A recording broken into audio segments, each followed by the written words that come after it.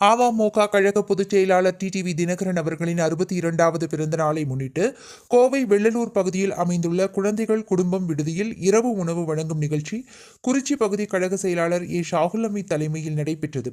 அம்மா மக்கள் முன்னேற்ற கழக பொதுச் செயலாளர் டிடிவி தினகரன் அவர்களின் பிறந்த நாளை முன்னிட்டு கோவை போத்தனூர் வெள்ளலூர் சாலையில் அமைந்துள்ள குழந்தைகள் குடும்பம் விடுதியில் உள்ள 100க்கும் மேற்பட்ட குழந்தைகளுக்கு இரவு உணவு வழங்கும் நிகழ்ச்சி நடைபெற்றது.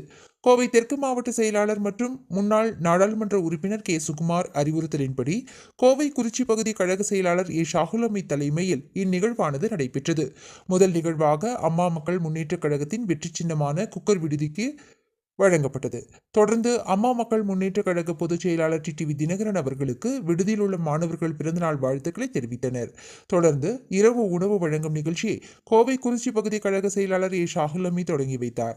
உடன் சுந்தராபுரம் பகுதி கழக செயலாளர் பாசறை ரமேஷ், சிறுபான்மை நலப்பிரிவு இணை செயலாளர் முகமது மொய்தீன், 94வது வட்டக்கழக செயலாளர் நாகேந்திரன், கேபிள் பழனி ஆகியோர் கலந்து கொண்டனர்.